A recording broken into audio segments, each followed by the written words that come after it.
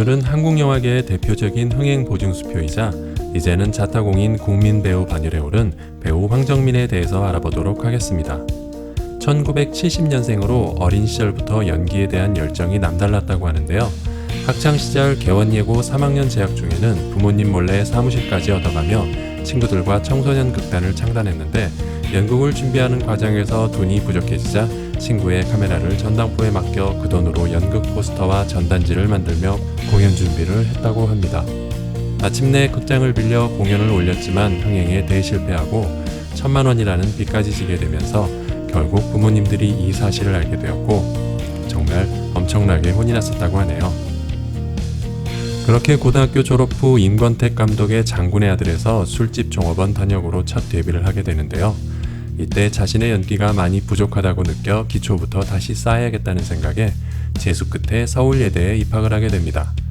대학교 졸업 후 극단 학전에 들어가 연극 배우로 활동을 하는데 이때 함께했던 배우들이 그 유명한 학전 독수리 오영재, 설경구, 김윤석, 장현성, 조승우입니다.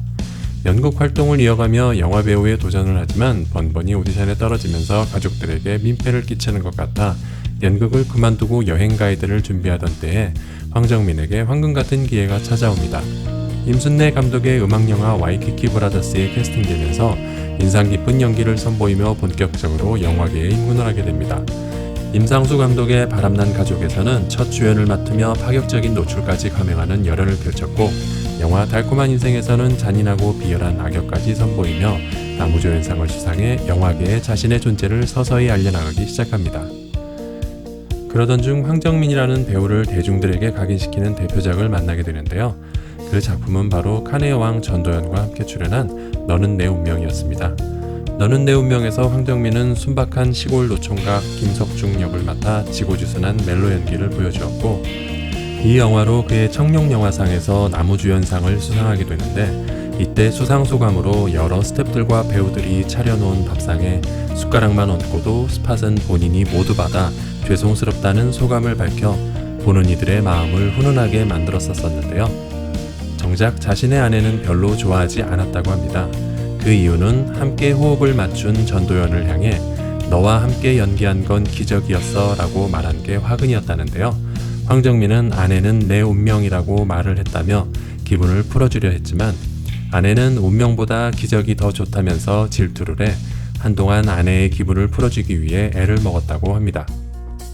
이후 사생결단에서 깡패보다 더 깡패 같은 마약계 형사를 연기하며 흥행에 성공하지만 후속작인 슈퍼맨이었던 사나이, 그림자살인, 구름을 벗어난 달처럼 등 여러 장르에서 다양한 연기를 보여줬으나 흥행에 연달아 실패하며 잠시 주춤하는 듯 했으나 다시 한번 류승환 감독의 부당거래에 열연하며 흥행에 성공하게 되고 이어 댄싱킹과 신세계까지 연달아 흥행에 성공하며 자신의 존재감을 다시 한번 각인시킵니다. 특히 신세계에서는 이정재와 엄청난 브로맨스를 보여주며 전국의 브라더 열풍을 불러일으켰는데요. 능청스런 뒷모습에 숨겨진 냉철하고도 잔혹한 조직폭력배라는 열연 속에서 자신이 아끼는 동생 이자성의 거취를 두고 고민하는 심도 깊은 내면 연기를 보여주며 명실상부한 연기파 배우라는 인식을 영화팬들에게 다시 한번 심어주기도 했습니다. 신세계 이후부터는 정말 배우 인생의 초전성기라 해도 무방할 정도로 출연하는 작품마다 대박을 터뜨리며 국민배우 반열에 오르게 되는데요. 윤재균 감독의 국제시장에서 한국전쟁 이후 격동의 시기에 우리네 아버지를 잘 표현하며 관객들의 눈물샘을 자극했고 무려 1,400만이라는 관객을 동원하며 역대 한국영화 흥행 순위 4위에 등극을 하게 됩니다. 다음에 개봉한 영화 베테랑에서는 돈과 권력에 굴하지 않고 불의에 맞서는 정의로운 형사 서도철을 연기하며 1,300만 명의 관객을 동원해 역대 흥행 순위 8위에 링크시키는 엄청난 기록을 세웠습니다.